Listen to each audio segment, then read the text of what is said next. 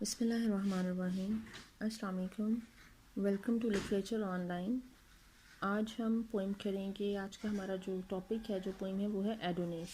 पर्सी बेश शैली की ये पोइम है। ये इसने एक एलिजी लिखी थी जॉन कीट्स की डेथ के बाद, उसके लिए। मतलब ये उसकी डेथ पे एक लेमेंटिंग सॉन्ग है जो उसके अफसोस में लिखा गया कि वो अभी डिज़र्व नहीं करता था इतनी यंग एज में इस दुनिया से चले जाना। अगर उसको ज़िंदगी कुछ और मोहलत देती, कुछ और टाइम देती, तो वो बहुत बड़े बड़े काम कर सकता था। वो इससे ज़्यादा अच्छा काम कर सकता था जो वो नहीं कर सका। इसको कीट्स की डेथ का बहुत ज़्यादा अफसोस था, लेकिन उससे ज़्यादा अफसोस इसे इस चीज़ का हुआ कि उसकी डेथ से कुछ अर्सा पहले, जबकि वो ट्यूबरकुलोसिस से सफ़र कर रहा था, उसको टीबी था कीट्स को, ठीक है। तो उसके बारे में उसकी जो पोइम थी, एक लव पोइम थी, एंडीमियन पे एक बहुत ज़्यादा हार्श क्रिटिसिज्म किया गया। क्वार्टरली रिव्यू के एडिटर ने किया ये क्रिटिसिज्म। उसने कहा कि ये बहुत ज़्यादा एरोटिक पोइम है और ये कीट्स को सूट नहीं करती कि वो इस किस्म की पोइम्स लिखे, कि जैसा वो काम कर चुका है उसके अकॉर्डिंगली उसको इस जैसी पोइम नहीं लिखनी चाहिए थी। उसने बहुत गंदी गंदी बातें की, बहुत ज़्यादा हार्श किस्म का क्रिटिसिज्म किया, जिससे कीट्स बहुत ज़्यादा हर्ट हुआ था। तो शैली का ये कहना है कि अगर वो ये इतना हार्श क्रिटिसिज्म ना करता, वो इतनी बुरी बातें ना कहता, इतना हर्ट ना करता, तो शायद कीट्स कुछ और अरसा ज़िंदा रह लेता। लेकिन उसकी बीमारी के साथ उसको ये जो एक दुख दिया गया, उसकी वजह से उसकी मौत ज़्यादा जल्दी होगी। उसकी मौत को उसने एक्सेलरेट कर दिया। ये 1821 में कीट्स की डेथ हुई थी। उसके बाद ये शैली ने पोइम लिखी थी, ठीक है। तो इसने ये जो इसका एडोनिस जो नाम लिया है, ये ग्रीक मिथोलॉजी से लिया है। एक ग्रीक लेजेंड है, स्टोरी है कि Venus who was the goddess of love and beauty, she fell in love with a man known as Adonis, ADONIS। Adonis के नाम से वो शख्स जाना चाहता था, जिससे वो प्यार करने लग गई। लेकिन एडोनिस जो है वो बहुत ज़्यादा यंग एज में उसकी डेथ हो गई, एडोनिस की। अब उसके बाद जो वीनस है वो बहुत ज़्यादा हर्ट हुई, डिसहार्टेंड हो गई, उसकी हालत काफ़ी ख़राब हो गई। उसका वो जो दुख था, उसके बारे में फिर एक बायोन ने पोइम लिखी थी। उसका वीनस का जितना भी फीलिंग्स थी after the death of Adonis, वो उस पोइम में उसने लिखी थी। अब जिस तरह वो वीनस को उस चीज़ का दुख हुआ था एडोनिस की इतनी यंग एज में डेथ का, वैसे ही शैली अब इसने उसी यंग एज में डेथ में कि वो डिज़र्व नहीं करता था और उसकी ज़िंदगी अभी बहुत ज़्यादा रहनी चाहिए थी और वो रह सकता था, तो इसीलिए इसने अपनी पोइम को नाम दिया एडोनिस। इसमें लिखी इसने स्टोरी सारी कीट्स की है, कीट्स के बारे में बात की है, लेकिन कीट्स को नाम उसने दे दिया है एडोनिस का। इसने बस एक चीज़ डिफरेंट की, इसने उसका जो स्पेलिंग है ADONIS थे, जो ग्रीक मिथोलॉजी में स्पेलिंग थे, इसने इसमें नाम ADONAIS कर दिया, एडोनिस कर दिया, ठीक है। इस पोइम के जो इसने नाम रखा है Adonis, an elegy on the death of John Keats, author of Endymion, Hyperion etcetera. इसने ये इसका नाम रखा है। एंडीमियन उसने ख़ास तौर पर मेंशन किया यहाँ पे कि जो एडिटर था, उस एडिटर को ये एहसास होना चाहिए कि उसने ये चीज़ गलत की, उसे ऐसे नहीं करनी चाहिए थी, वो पोइम बुरी नहीं थी, ठीक है। अब हम इसकी ट्रांसलेशन स्टार्ट करते हैं। अच्छा, इस एक चीज़ बताना भूल गई कि इस पोइम के 55 स्टैंजाज हैं। ये टोटल 55 स्टैंजाज हैं इस पोइम के, इस एलिजी के। अच्छा, ट्रांसलेशन स्टार्ट करते हैं। दो were the morning star among the living, कि तुम सुबह का सितारा थे, अमंग द लिविंग के मतलब जो लोग ज़िंदा हैं, सुबह है, जाग रहे हैं, ज़िंदा हैं, उन लोगों में तुम सुबह का सितारा थे। जो सूरज जब रोशन हो रहा होता है, सूरज तुलू हो रहा होता है, तब भी वो सितारा एक चमक रहा होता है आसमान पे, तो तुम वो सितारा थे जो चमक रहे थे उस वक्त भी। L Dai fair light had fled, लेकिन अब जो तुम्हारी जो एक रोशनी है वो जा चुकी है। नाउ हैविंग डाइड, क्योंकि तुम अब मर चुके हो। दो आर एज हेस्परस, और अब तुम क्या बन गए हो, एक इवनिंग स्टार बन गए हो, एक शाम का सितारा बन गए हो। Giving new splendour to the dead, और तुम अब जो लोग मर चुके हैं, अब तुम उनको रोशनी दे रहे हो। मतलब तब तुम दे रहे थे, जो लोग जिंदा थे उनको रोशनी दे रहे थे, अब तुम जो लोग मर चुके हैं, अब तुम उनको रोशनी दे रहे हो, उनके दरमियान एक रोशन सितारा बन चुके हो, ठीक है। I weep for Adonis, he is dead, मैं एडोनिस के लिए रो रहा हूँ क्योंकि वो मर चुका है। ओ वीप फॉर एडोनिस, तुम भी एडोनिस के लिए रो। दो आवर टीयर्स, अगरचे आवर टीयर्स हमारे आंसू, thaw not the frost which bind so dear a head, हमारे जो आंसू हैं, फ्रॉस्ट कहते हैं कोल्ड बैंड को, कोल्ड बैंड इधर है डेथ, कि डेथ ने which bind so dear a head, कि जो शख्स हमें बहुत ज़्यादा प्यारा था, मतलब कीट्स, उसको मौत ने बांध रखा है, उसके सर पे मुसल्लत हो गई है मौत। एंड दो सैड आवर, और तुम, जो सैड आवर उसने कहा है, वो घंटा, वो लम्हात जब कीट्स की डेथ हुई, सिलेक्टेड फ्रॉम ऑल ईयर्स, मतलब सारे सालों में तुम्हें ही चुना गया, टू मोर्न आवर लॉस, कि तुम हमारा जो लॉस हुआ है उस पर तुम भी मोर्न कर सको, गम का इजहार कर सको।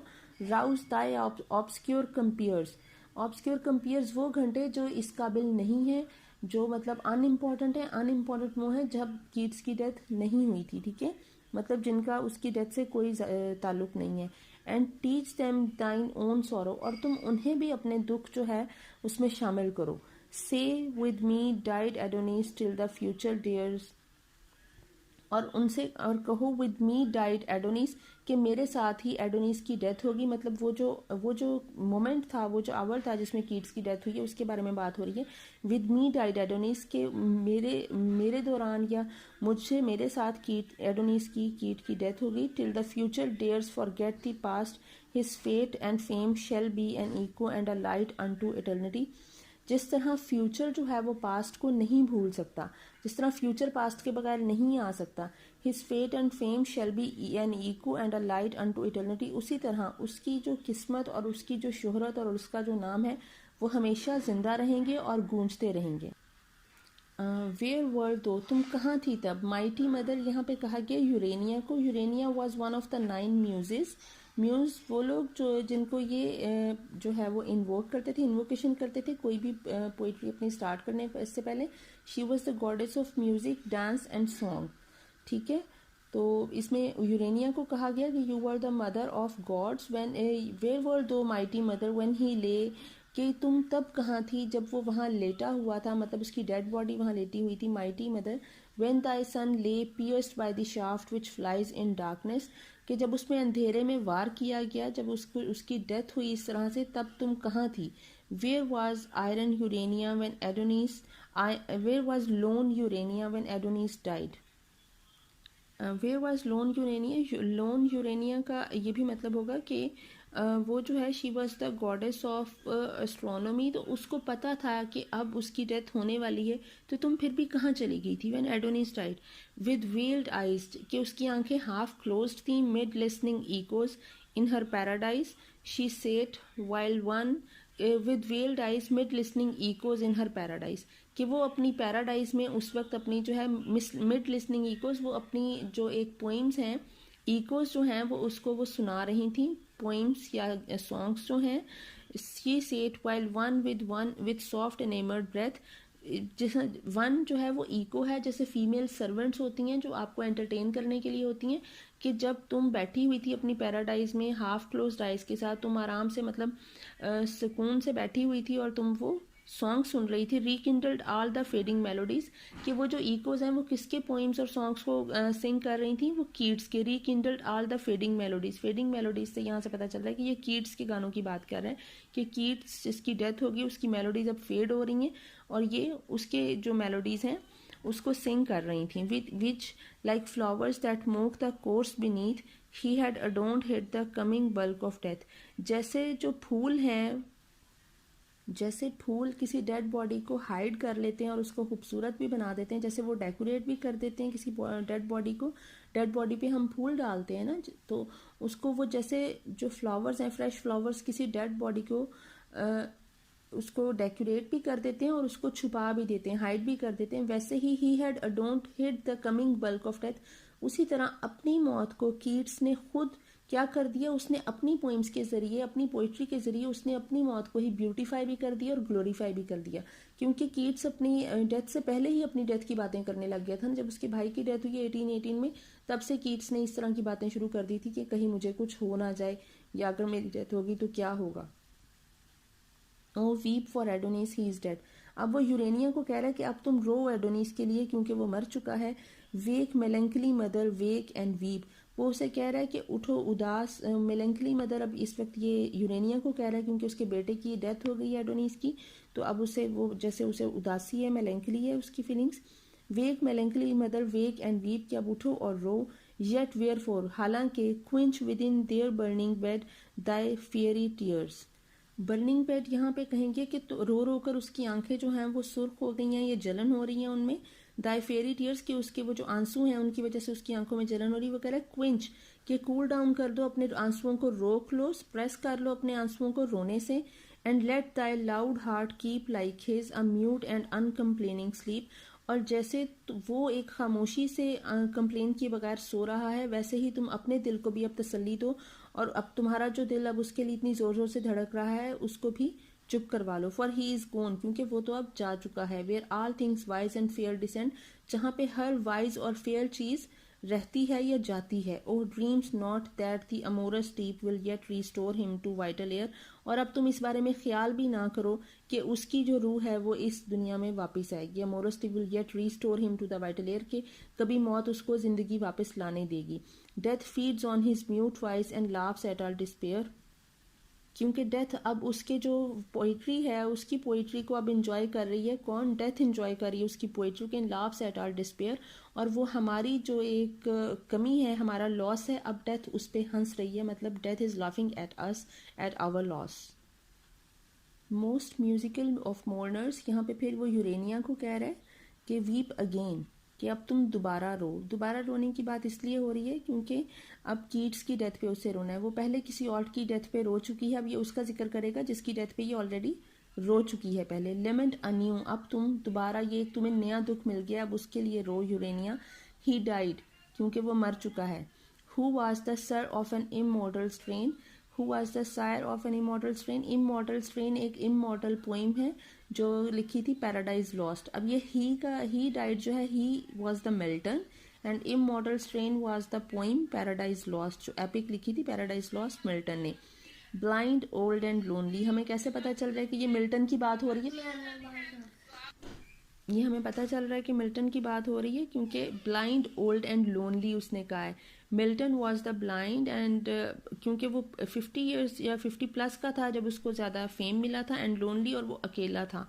ठीक है, ब्लाइंड ओल्ड एंड लोनली, जो अकेला था, ब्लाइंड था और बूढ़ा था। व्हेन हिज कंट्रीज प्राइड, जब उसकी कंट्री के जो बड़े बड़े लोग हैं, जो अरिस्टोक्रेसी थी, द प्रीस्ट, जो प्रीस्ट थे, द स्लेव्स यहाँ पे क्या कहा गया? कोर्टियर्स को, रॉयलिस्ट को, ठीक है, जो किंग के पैलेस से ताल्लुक़ रखते थे। एंड द लिबर्टी साइड जो मतलब शो ऑफ के लिए, आपके लिबर्टी के लिए आवाज़ उठाते हैं, जिस तरह फ्रेंच रेवोल्यूशन में वो लिबर्टी, इक्वलिटी, फ्रेटर्निटी, इसी तरह ये लिबर्टी के लिए आवाज़ उठा रहे थे जो लोग, मतलब सिर्फ शो ऑफ के लिए, अपना नाम बढ़ाने के लिए।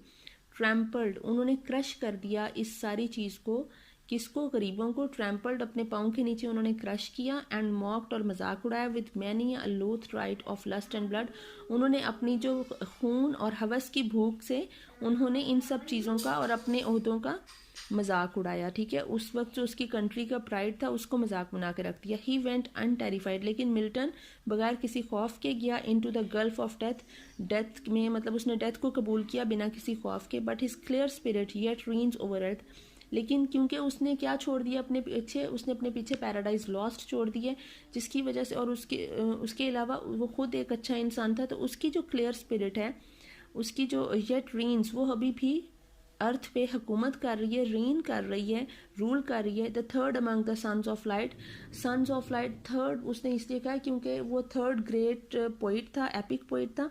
इससे पहले जो 2 ग्रेट एपिक पोइट थे वो थे होमर एंड वर्जल। ठीक है, Greek and Latin poets Homer and verbal.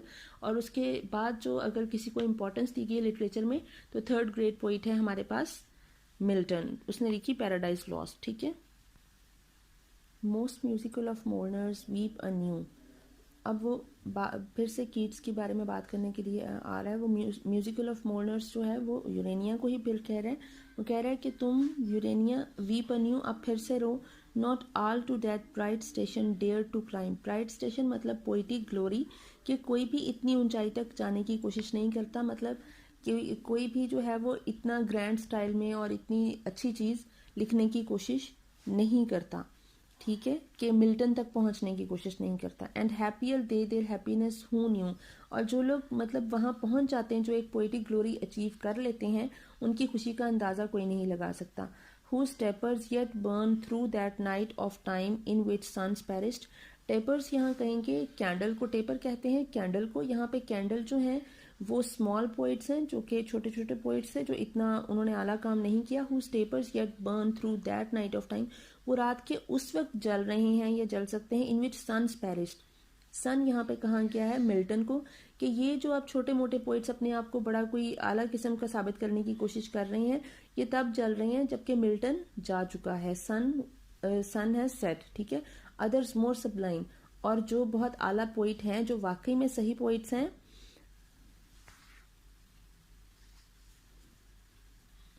Struck by the envious wrath of man और गॉड, ये वाले जो आला पोइट्स हैं उनको मैन और गॉड मतलब जो अरिस्टोक्रेसी है, हमारे जो पॉलिटिकल लोग हैं, एंड गॉड जो रिलीजियस लोग हैं, वो लोग हैव संक, उनको ये लोग पीछे धकेल देते हैं। They push them the political people and the religious people push them into the darkness. वो इन आला लोगों को आगे आने नहीं देते, इनके काम में कोई ना कोई नुक्स निकालते हैं कि ये चीज़ अगेंस्ट द रिलीजन है, या अगेंस्ट द अरिस्टोक्रेसी है, अगेंस्ट द किंगशिप है, ठीक है। इस तरह के बहाने लगा के वो इनको पुश कर देते हैं। एक्सटिंक्ट इन देयर रिफल्जेंट प्राइम, और या फिर वो मर जाते हैं जब उनको बहुत ज़्यादा वो अपनी ग्लोरी और अपनी जो पॉपुलैरिटी होती है उसकी पीक पे होते हैं। एंड सम येट लिव, लेकिन कुछ जो जिंदा रह जाते हैं। ट्रेडिंग द थॉर्नी रोड, वो इन कांटों भरे रास्ते पे चल रहे हैं। Which leads through toil and hate, leads मतलब इस रास्ते में उन्हें क्या मिलेगा, टॉयल, एक बहुत ज़्यादा हार्ड वर्क, बहुत ज़्यादा एफर्ट करनी पड़ेगी, हेट और नफरत का सामना करना